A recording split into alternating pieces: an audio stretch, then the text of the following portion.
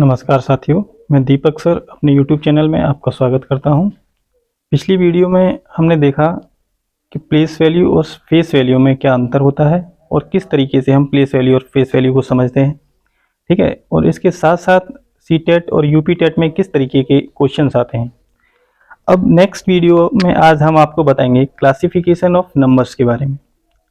हम नंबर्स को कितनी कैटेगरीज में डिवाइड करते हैं, जैसे हमारे नेचुरल नंबर्स हैं, प्राइम नंबर्स हैं, कंपोजिट नंबर्स हैं, होल नंबर्स हैं, तो इनके बारे में पढ़ेंगे। और इसके साथ साथ इनके ऊपर किस तरीके के क्वेश्चंस आते हैं इस बारे में भी हम आपको बताएंगे। और साथ साथ हम अपनी कैलकुलेशन को मजबूत करने के लिए कुछ ट्रिक्स हैं, उनको भी बाद में लेक्चर ख़त्म होने के साथ साथ उनको भी पढ़ेंगे। हर वीडियो में मैं आपको कुछ न कुछ ऐसी ट्रिक्स दिया करूँगा जिससे कि आपको कैलकुलेशन करने में आसानी होगी और आपका एग्ज़ाम टाइम में आपका कीमती वक्त भी बचेगा। चलिए देखते हैं, तो शुरू करते हैं हम क्लासिफिकेशन ऑफ नंबर्स से।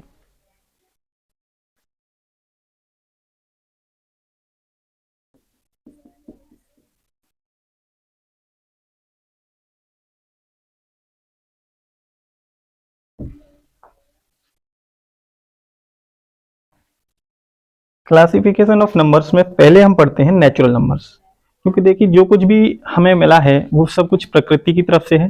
तो प्रकृति की तरफ से जो कुछ भी होता है वो प्राकृतिक होता है, और प्राकृतिक चीज हमेशा ही मनुष्य के लिए लाभकारी रही है। तो जब कभी भी हमने किसी चीज की शुरुआत की है, एक बच्चा भी किसी चीज की शुरुआत करता है तो वो प्रकृति से ही, कोई चीज होगी तो कम से कम एक तो होगी।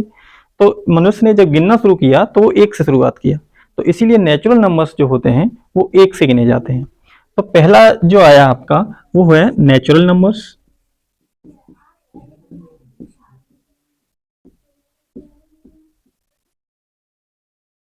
और नेचुरल नंबर्स में हम पढ़ते हैं 1 से गिनती की शुरुआत होती है, और 1 से लेकर जितने भी नंबर हम जानते हैं वो सारे ही नेचुरल नंबर्स में आते हैं।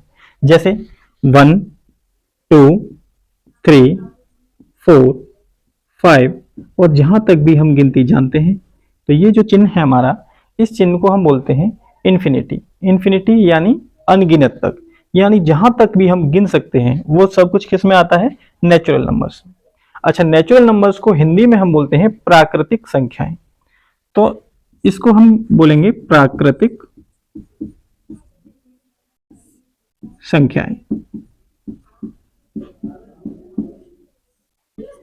तो प्राकृतिक संख्याएं वे होती हैं जिन्हें हम एक से शुरुआत करते हैं और अनगिनत तक जाती है। अब इसका मतलब ये नहीं है कि एक से शुरुआत होने वाली ही संख्या प्राकृतिक होगी। अगर आपको पूछा जाए कि 99 क्या ये प्राकृतिक संख्या है, क्या ये एक नेचुरल नंबर है, तो हम कहेंगे हाँ ये एक नेचुरल नंबर है, क्योंकि ये एक से बड़ा है। यानी एक से जितनी भी बड़ी संख्या है, एक से बड़ी जितनी भी संख्या है, जहां तक भी हम गिन सकते हैं, कोई भी संख्या होगी उसे हम प्राकृतिक संख्या कह सकते हैं। अच्छा, प्राकृतिक संख्याओं के बाद क्या हुआ, जब मनुष्य ने इसमें जोड़ घटाए गुणा भाग शुरू किया तो तब तक जीरो की खोज नहीं हुई थी। तो जब जोड़ घटाए गुणा भाग शुरू किया मनुष्य ने, तो एक और एक दो जोड़ा, दो में से एक घटाया एक बचा, इस तरीके से वो करते रहे।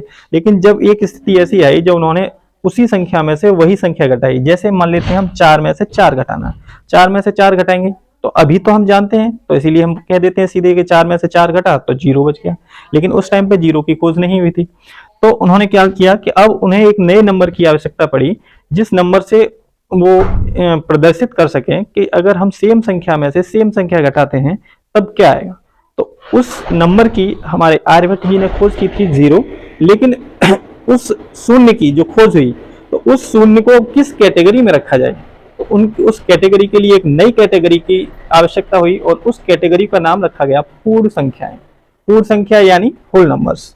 तो सेकंड जो नंबर थे हमारे वो हैं होल नंबर्स।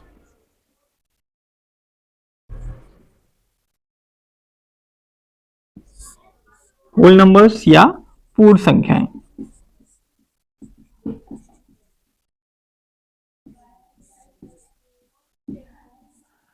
अब होल नंबर्स में क्या था, केवल शून्य को नहीं रखा गया। हम जब कभी भी कोई नई चीज पढ़ते हैं तो पुरानी चीज को तो रखते ही हैं, साथ में नई चीज को भी ऐड करके रख लिया जाता है। तो इसी तरीके से 0 की खोज हुई होल नंबर्स में, तो 0 को तो होल नंबर्स में रखा ही गया, लेकिन 0 के साथ साथ नेचुरल नंबर्स जितने भी थे वो सारे भी इसी कैटेगरी में रखे गए। तो 0, 1, 2, 3, 4, dot dot dot dot dot infinity. अब देखिए इसमें क्या होता है कि सीटेट और यूपीटेट के एग्जाम में कभी कभी घुमाने के लिए, क्योंकि क्वेश्चन जिस तरीके के आते हैं उसी लेवल की हम डीपली पढ़ के चलेंगे उस चीज को। अब जब एक बार में पढ़ लेंगे उस चीज को तो फिर बार बार पढ़ने की जरूरत नहीं पड़ेगी। तो अभी क्वेश्चन क्या है, अभी हमने पढ़ा कि एक से लेके अनगिनत तक नेचुरल संख्या होती है यानी प्राकृतिक संख्या होती है। अब प्राकृतिक संख्याएं में जीरो जुड़ गया तो जीरो जुड़ने के बाद ये होल नंबर्स बन गए। अब होल नंबर्स में कोई आपको पूछे कि क्या 4 एक पूर्ण संख्या है या होल नंबर है, तो हम कहेंगे हाँ 4 एक पूर्ण संख्या है। लेकिन पूछे क्या 4 एक प्राकृतिक संख्या है, तो ये भी कहेंगे हाँ 4 प्राकृतिक संख्या भी है, 4 प्राकृतिक भी है, 4 पूर्ण भी है। लेकिन अब पूछ लिया जाए क्या सारे प्राकृतिक संख्याएं, सारी प्राकृतिक संख्याएं पूर्ण संख्याएं हैं, तो देखिए अगर सारी प्राकृतिक संख्याएं पूर्ण संख्याएं पूछा जाए तो हम कहेंगे कि सारी प्राकृतिक संख्याएं हमारी कौन सी होती हैं, एक से लेके अनगिनत तक। ये पूर्ण संख्याओं में आती हैं, एक से लेके अनगिनत तक। तो हम कह सकते हैं कि सारी प्राकृतिक संख्याएं पूर्ण संख्याएं हैं। लेकिन अगर ये पूछा जाए कि क्या सारी पूर्ण संख्याएं प्राकृतिक हैं, तो हम कहेंगे नहीं। क्यों? क्योंकि देखो सारी पूर्ण संख्याएं कौन सी होंगी, 0 से लेके अनगिनत तक। अब सारी पूर्ण संख्याएं क्या आपको प्राकृतिक संख्याओं में मिलती हैं? आपको 1 से लेके अनगिनत तक तो मिल जाएंगी, लेकिन शून्य एक ऐसी संख्या है जो आपको नेचुरल नंबर्स में या प्राकृतिक संख्याओं में नहीं मिलेगी। तो इसीलिए हम ये कह सकते हैं कि सारी पूर्ण संख्याएं या सारे होल नंबर्स नेचुरल नंबर्स नहीं है, लेकिन सारे नेचुरल नंबर्स होल नंबर हैं। ठीक है, इससे अब आगे बढ़ते हैं। नेचुरल नंबर हो गया हमारा, होल नंबर्स हो गया। अब होल नंबर्स के बाद फिर वही सिस्टम चला, क्योंकि देखो मनुष्य की प्रवृत्ति होती है कि कुछ न कुछ करने की प्रवृत्ति होती है। अब उन्होंने जोड़ घटाए पहले करते थे, वो फिर करना शुरू हो गए। अब क्या हुआ, किसी व्यक्ति ने एक व्यक्ति को 10 रुपए दिए। अब धीमे धीमे करके कभी उसने 2 रुपए उससे लिए, कभी 3 लिए, कभी 5 लिए, और उसने इस तरीके से उस व्यक्ति से 15 रुपए वापस ले लिए। अब वो गया, चलो हिसाब किताब कीजिए, मैंने आपको 10 रुपए दिए और धीमे धीमे करके आपसे 15 रुपए वापस ले लिए। अब बताओ मेरा क्या हिसाब किताब है, मेरे कितने रुपए बचे? तो उस व्यक्ति ने कहा कि 10 में से अब 15 घटा के दिखाओ, क्योंकि भाई 15 रुपए लिए, तो 10 में से अब 15 घटाएंगे, तो 15 में से 10 तो हर व्यक्ति घटा लेता है, लेकिन 10 में से 15 घटाने में उन्हें समस्या हुई। उन्होंने कहा अब 10 में से अगर हम 15 घटाते हैं और 5 लिखते हैं तो फिर ये 5 रुपए वापस मांगने आएगा हमसे। तो कोई ऐसा साइन इस पे लगाया जाए जिससे कि ये कंफर्म हो जाए कि ये पैसे देने वाले के नहीं, कि वापस जो ले गया है उस व्यक्ति के हैं। तो उन्होंने क्या किया, उन्होंने गौर से इस इक्वेशन को देखा। तो देखो 10 रुपए जो उसने जमा किए थे उस पर कोई चिन्ह नहीं लगाया। अगर कोई चिन्ह नहीं लगाया इसका मतलब इस पर प्लस चिन्ह है।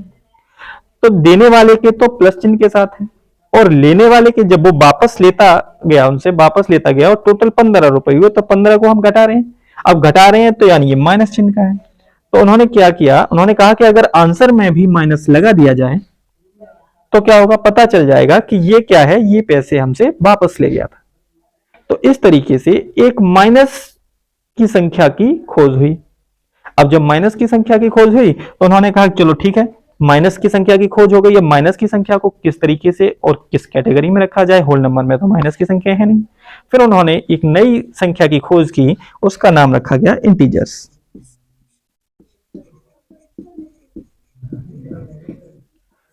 इंटीजर्स को हिंदी में हम बोलते हैं पूर्णांक। अब पूर्णांक की जब खोज हुई तो पूर्णांक में जैसे हम पहले से करते आए हैं, हमने प्राकृतिक संख्याएं की सारी संख्याएं पूर्ण संख्याओं में रखी, उसमें एक 0 नया जुड़ा था। अब हमने क्या किया, अब हमारे पास लेटेस्ट वर्जन की कौन सी संख्या है, होल नंबर्स। तो उन्होंने होल नंबर्स को पूरा उठाकर इसमें रखा और इसके साथ साथ कौन सी जोड़ दी गई, माइनस की संख्याएं। तो इस तरीके से पूर्णांक में हमारी संख्याएं जो बनी वो हो गई आपकी 0, 1, 2, 3 dot dot dot dot dot infinity तक, और इस साइड में -1, -2, -3 dot dot dot dot negative infinity तक। तो अब इस तरीके से हमें पता चलता है कि जो हमारे इंटीजर्स हैं, इंटीजर्स किस तरीके के हुए कि माइनस की भी सारी संख्याएं और प्लस की भी सारी संख्याएं और उसके साथ साथ 0 भी, यानी सारी जितनी भी संख्याएं अभी तक हमने पढ़ी 0, प्लस की संख्याएं और माइनस की संख्याएं, ये सारी ही इंटीजर्स में चलिए। हमने क्वेश्चंस पूछा था कि क्या सारे नेचुरल नंबर होल नंबर्स हैं, तो हैं। हम हमेशा ध्यान रखेंगे जो हम पहले पढ़ के गए हैं, यानी पहले हमने नेचुरल पढ़ा, तो जो हम आगे पढ़ रहे हैं उसमें पूछा जाए कि क्या सारे नेचुरल नंबर होल नंबर हैं, तो हैं। क्या सारे होल नंबर इंटीजर्स हैं। लेकिन अगर उल्टा पूछा जाए क्या इंटीजर सारे इंटीजर्स होल नंबर हैं, तो नहीं है। क्यों? क्योंकि सारे इंटीजर्स नहीं हो सकते, निगेटिव की संख्याएं जितनी भी इंटीजर्स में है वो होल नंबर्स में नहीं होती। या फिर पूछा जाए क्या सारे इंटीजर्स नेचुरल नंबर्स हैं, तो ये भी हम मना करेंगे कि नहीं हो सकते, क्योंकि सारे इंटीजर्स में जीरो भी आ गया और नेगेटिव की संख्या ये आपको नेचुरल नंबर्स में नहीं मिलेंगे। लेकिन अगर पूछा जाए क्या सारे नेचुरल नंबर्स होल नंबर हैं या क्या सारे नेचुरल नंबर्स इंटीजर्स हैं, तो हम कहेंगे हाँ है, क्योंकि सारे नेचुरल नंबर्स आपको होल नंबर्स में भी मिलेंगे और इंटीजर्स में मिलेंगे। ठीक है। अच्छा, तो यहां तक अभी तक क्लासिफिकेशन ऑफ नंबर्स में हमने आपको पढ़ाया नेचुरल नंबर्स यानी प्राकृतिक संख्याएं, होल नंबर्स यानी पूर्ण संख्याएं, और इंटीजर्स यानी पूर्ण। हम पढ़ेंगे कंपोजिट नंबर्स और प्राइम नंबर्स।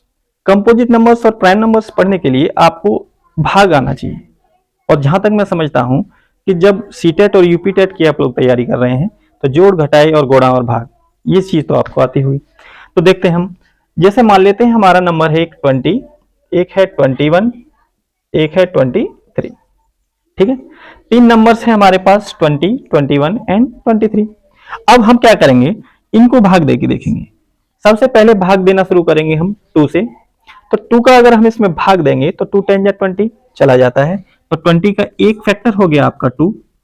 ठीक है, 3 से इसमें भाग जाएगा नहीं। 4 से देखेंगे 4 5 या 20, तो ये 4 से भी चला जाएगा। 1 से भाग देके देखेंगे 1 20 या 20, तो 1 से भी चला जाएगा। ठीक है 5 से देके देखेंगे 5 से भी चला जाएगा। अच्छा, उसके बाद हम इसको 10 से देखेंगे 10 से भी चला जाएगा और 20 से भी चला जाएगा। तो हमने देखा कि 20 जो नंबर है हमारा उसके 1 2 3 4 5 6 6 फैक्टर्स है। लेकिन 21 का अगर देखा जाए तो 21 के भी देखो 21 से भी भाग चला जाएगा, 1 से भी भाग चला जाएगा, इसके साथ साथ आपका 3 से भी भाग चला जाएगा और 7 से भी भाग चला जाएगा। यानी 21 के भी मिनिमम 4 फैक्टर्स हैं, यानी 4 गुणनखंड है। लेकिन 23 का अगर देखा जाए तो 23 केवल 23 से ही भाग जाएगा और 1 से भी भाग जाएगा। अब तीनों संख्याओं में अगर हम कंपैरिजन करें तो तीनों संख्याओं में हम देखते हैं कि देखिए हर संख्या 1 से कटती है। अगर 20 को भी आप 1 से काटेंगे 20 भी 1 से कटेगा, 21 को भी 1 से काटेंगे वो भी कट जाएगा, 23 को भी 1 से काटेंगे वो भी कट जाएगा। तो इससे हमें ये पता चलता है कि एक ऐसा नंबर है जिससे हर संख्या काटी जा सकती है। तो हर संख्या का एक फैक्टर तो 1 हो गया। दूसरी चीज हम गौर करें कि 20 को अगर हम 20 से काटते हैं कट जाता है, 21 को अगर हम 21 से काटते हैं कट जाता है, 23 को अगर 23 से काटते हैं कट जाता है। इसका मतलब यह हुआ कि कोई भी संख्या खुद से भी कट जाएगी। अगर हम कोई भी संख्या ले लें और उसी संख्या से उसे काटें, जैसे मान लेते हैं हमने ली 236 और इसको हम 236 से काटें तो ये 1 बार कट जाएगी। यानी हर नंबर खुद से कटता है।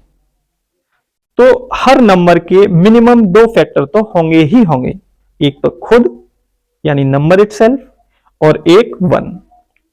ठीक है, तो ऐसे नंबर्स जिनके केवल ओनली एंड ओनली 2 फैक्टर्स हों, एक 1 और दूसरा नंबर इटसेल्फ, तो वो नंबर होता है प्राइम नंबर। प्राइम नंबर की हम डेफिनेशन समझें।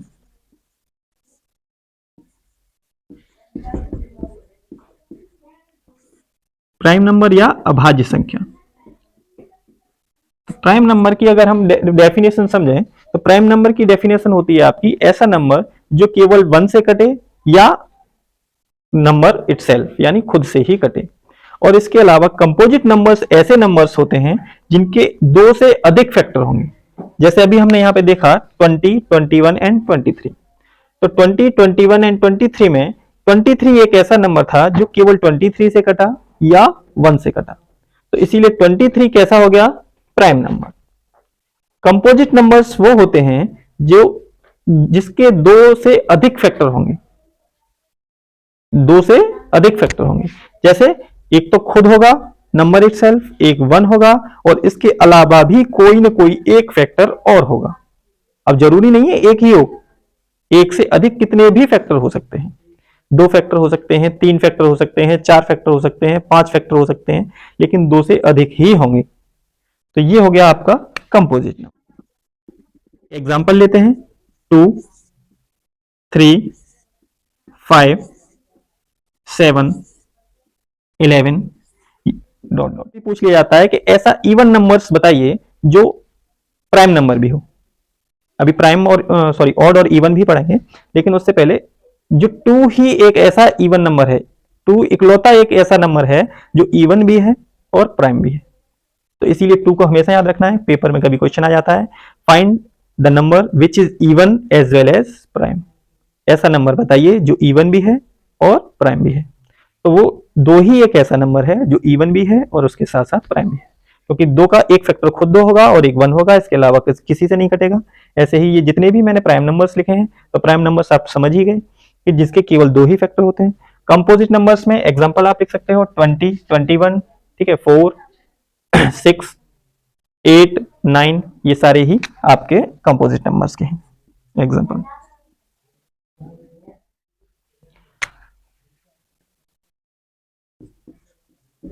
इवन नंबर्स,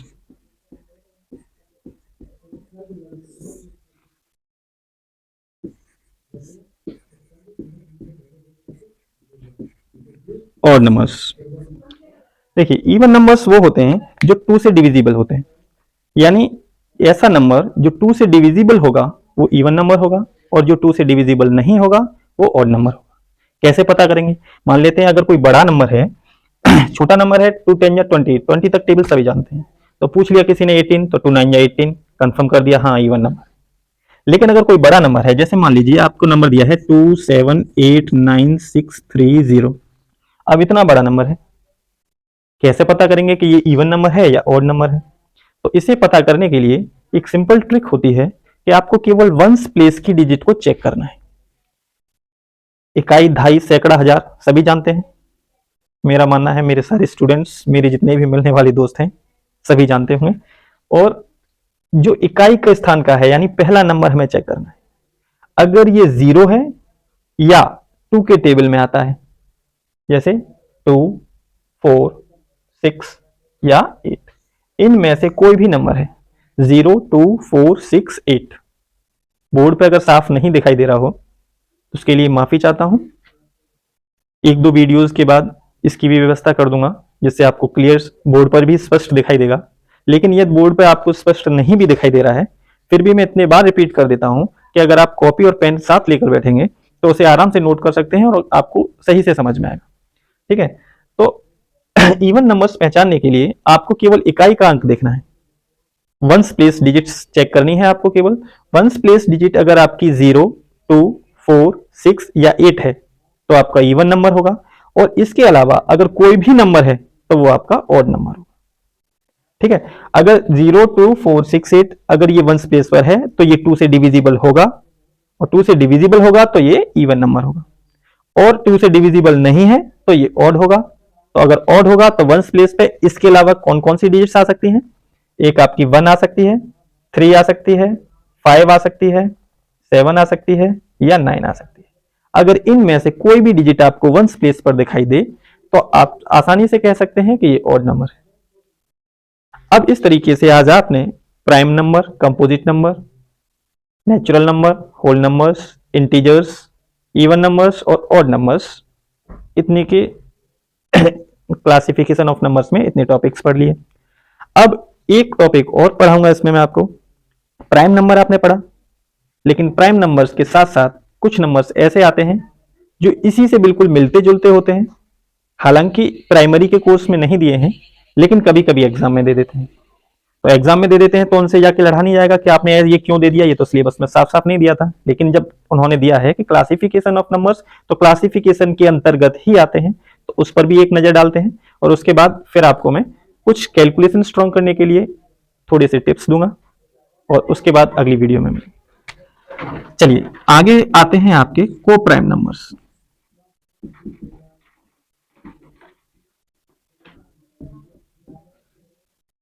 एक आते हैं आपके ट्विन प्राइम नंबर्स।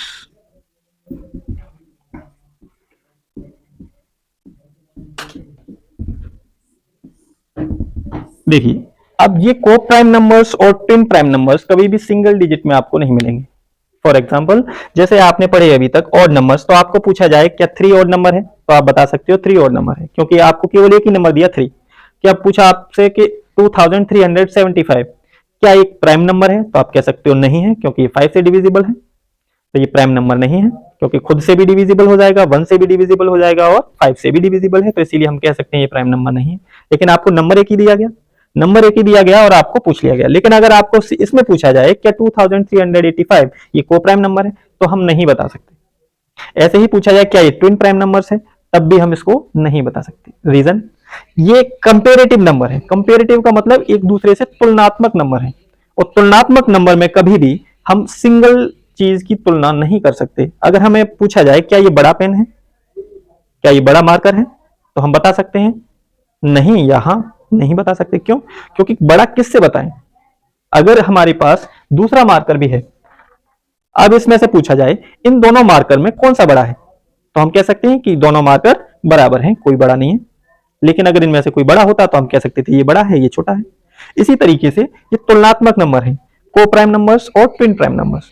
तो ये हम तभी बता सकते हैं जब हमारे पास कोई दो नंबर्स हों। ठीक है। अच्छा, अब को प्राइम नंबर्स को आप समझिए पहले, उसके बाद ट्विन प्राइम नंबर्स बताते हैं। को प्राइम नंबर्स ऐसे होते हैं कि अगर कोई भी ऐसे दो नंबर्स दिए गए हों जिन दोनों नंबर्स में कोई भी फैक्टर सेम ना हो, किसके अलावा? 1 के अलावा, क्योंकि हम जानते हैं 1 सभी में सेम आता है। तो देखिए, अगर आपको एक नंबर दे दिया जाए, जैसे मान लीजिए एक नंबर दे दिया आपको 15 और एक नंबर दे दिया आपको 49। ठीक है। अब हम जानते हैं कि दोनों में से कोई भी नंबर प्राइम नंबर नहीं है। क्यों? क्योंकि हमने बताया था प्राइम नंबर्स ऐसे नंबर्स होते हैं जिसके केवल खुद फैक्टर हो और एक 1 फैक्टर हो। तो 15 फैक्टर है और 1 फैक्टर है, लेकिन इसके साथ साथ ये 5 से भी करता है और 3 से भी करता है, तो इसीलिए ये प्राइम नंबर नहीं है। 49 हमारा 49 से भी करता है, 1 से भी करता है, लेकिन साथ साथ 7 से भी करता है, 7 7 जा 49, तो ये भी प्राइम नहीं है। लेकिन आप कहोगे फिर ये को प्राइम कैसे हो गया? को प्राइम का प्राइम नंबर से रिलेशन ही नहीं है।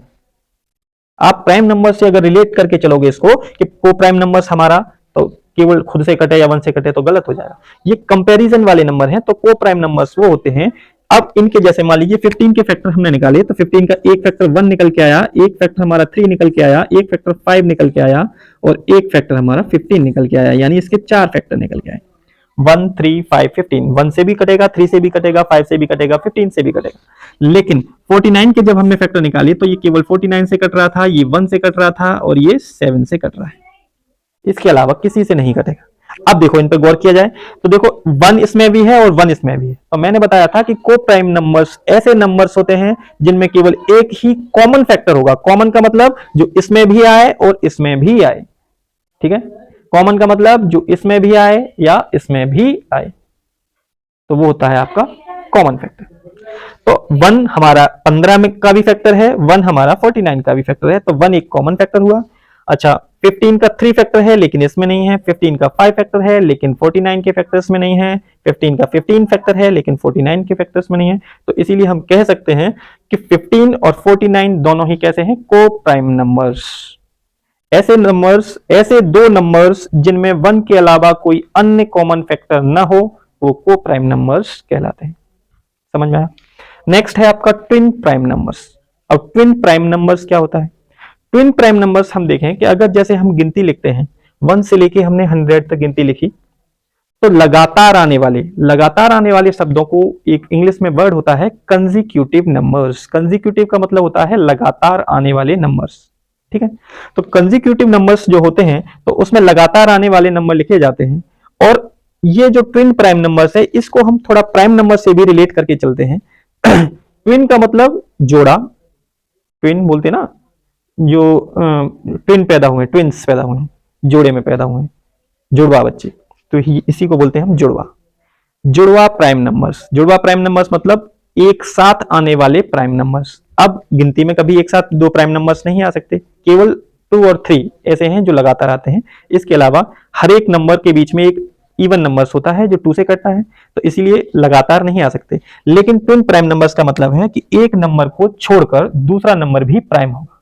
फॉर एग्जाम्पल देखिए 2 और 3 तो हमारे ट्विन प्राइम्स हैं ही, क्योंकि ये तो लगातार आ ही रहे हैं, तो इस जोड़े को हम बोल सकते हैं कि ये ट्विन प्राइम नंबर्स हैं। इसके अलावा देखो 3 और 5 के बीच में केवल एक 4 नंबर आया, तो एक नंबर बीच में छोड़कर अगर दूसरा भी प्राइम आ रहा है लगातार तो वो ट्विन प्राइम्स होंगे। तो 3 और 5 हमारे कैसे हो गए? Twin primes. 5 के बाद हमारा 5 और 7, देखो 6 बीच में आया, केवल 6 बीच में आया, इसीलिए हम 5 और 7 को भी ट्विन प्राइम नंबर्स बोल सकते हैं।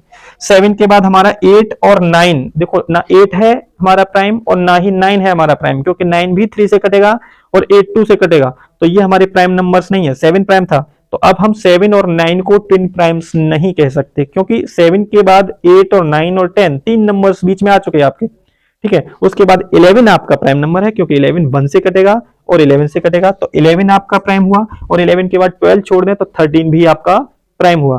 तो 11 और 13 ये जोड़ा भी ऐसा है कि इसको भी हम ट्विन प्राइम बोल सकते हैं, बोल सकते नहीं है, ठीक है। तो यही हमारा ट्विन प्राइम्स होता है। तो ट्विन प्राइम्स, को प्राइम्स, मेरा मानना है कि यहां तक आपको कॉन्सेप्ट क्लियर हो गया होगा।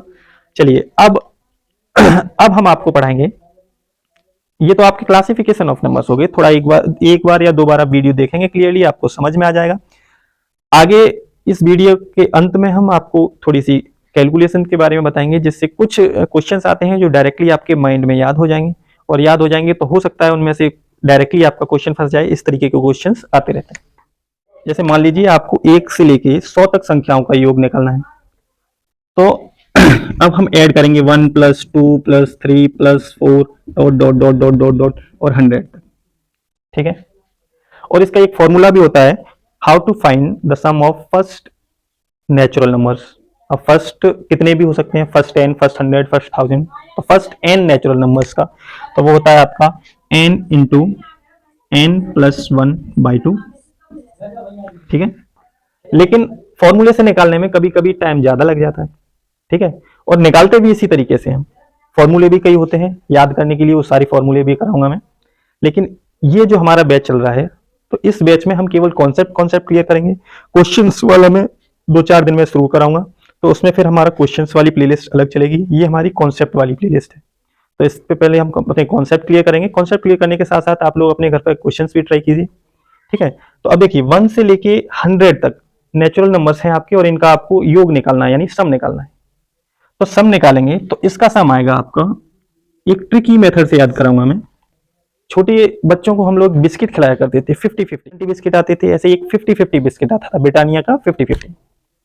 तो हम याद रखेंगे इसको कि 1 से 100 तक नेचुरल नंबर्स का योग होता है आपका 50-50।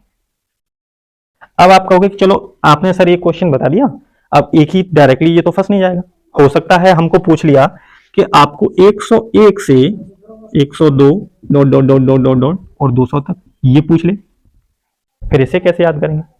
सिंपल, हमने पहले याद किया 50-50, अब पहले एक से अब 101 से पूछ लिया उसने, तो 1 50-50, ये योग हो गया इसका 1 50-50।